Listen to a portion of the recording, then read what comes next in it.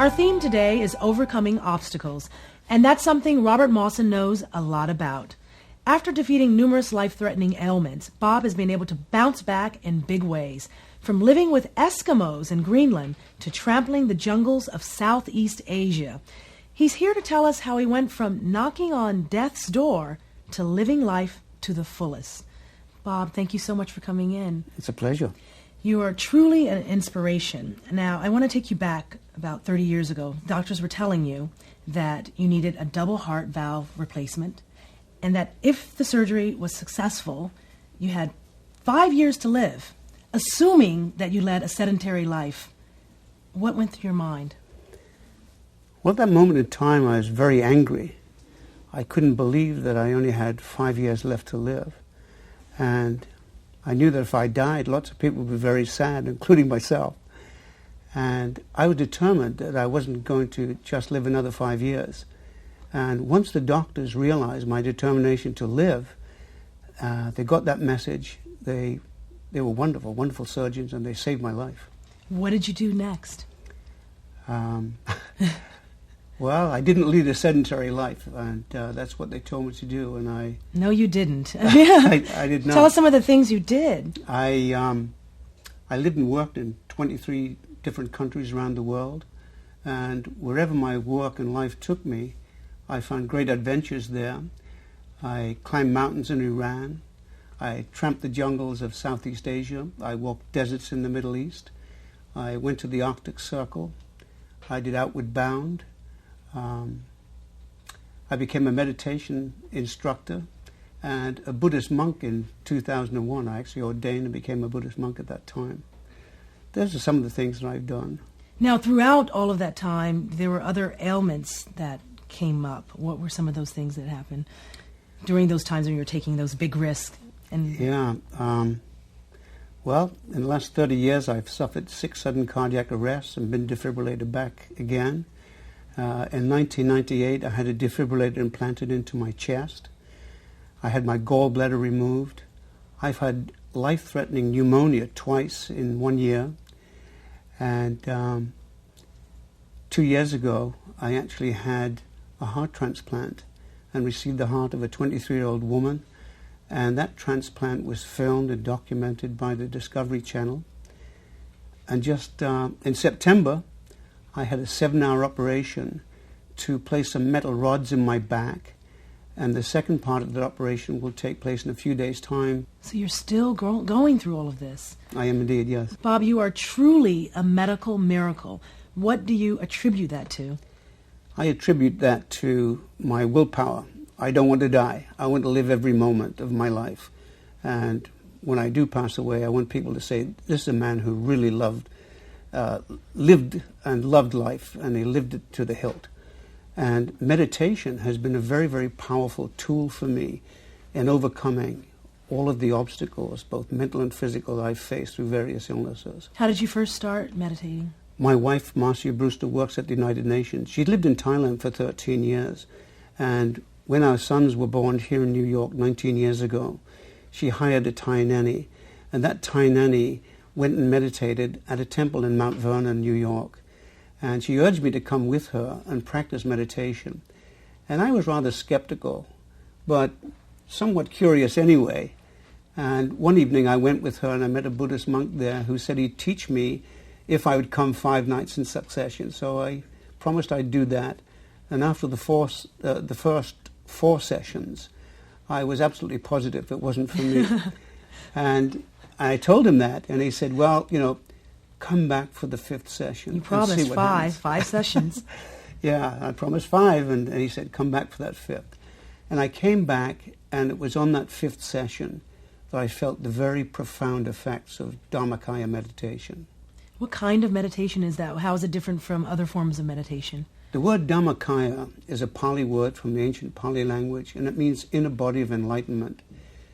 It constitutes meditation from various other meditation techniques, with visualization, with breathing.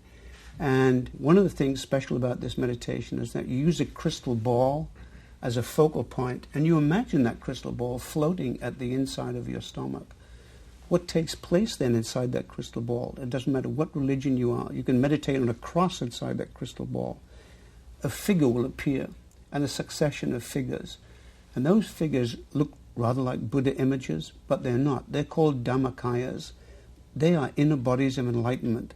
How they come about, I really don't know. But I've taught people of all different faiths, and they see those Buddha-like images inside that crystal ball. Are those Buddha-like images different and are they individual? It depends yes, they on are. the person? Each one is different. And each one is more beautiful and more refined than the first one. And one sees a succession of these Buddha images as one goes through the meditation, if one is a very good practitioner. And what happens when you see these images? What happens to you? When I first learned to meditate in Thailand at this beautiful Thai temple, where I was later ordained, it was there I became an instructor of this form of meditation.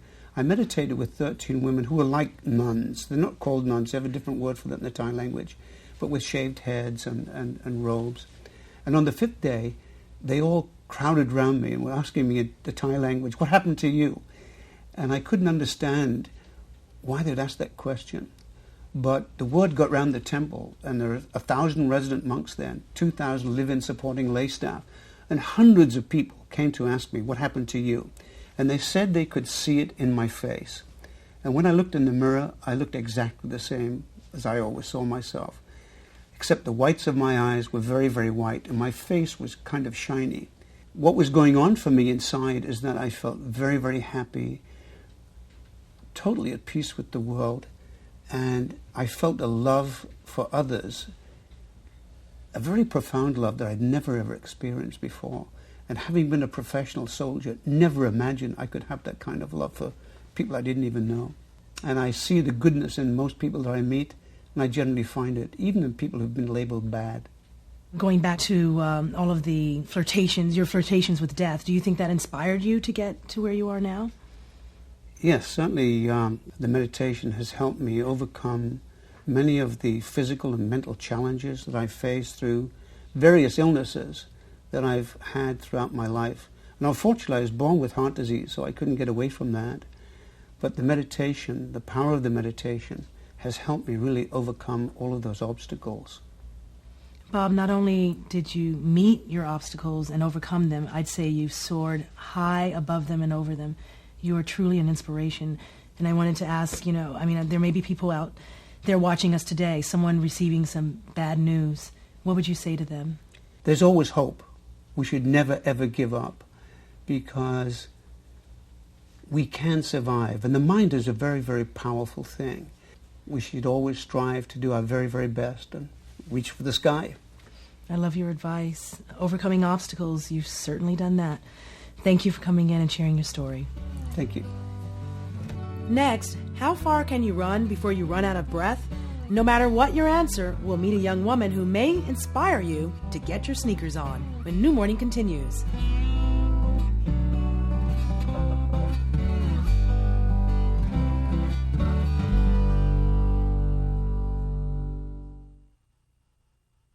The importance of meditation is that it serves as the most direct and practical means to upgrade the spiritual quality of our lives. Meditation serves as a way to integrate spiritual well-being in step with our material well-being. Some people are attracted to meditation as a means to solve health problems. Several modern-day illnesses which present complications for Western medicine, such as stress, depression, and insomnia, can be improved by meditation, which also helps to rebalance body and mind. Meditation has also been scientifically proven to assist in the speedy recovery from illness. It's only a minority who meditate as a result of their problems.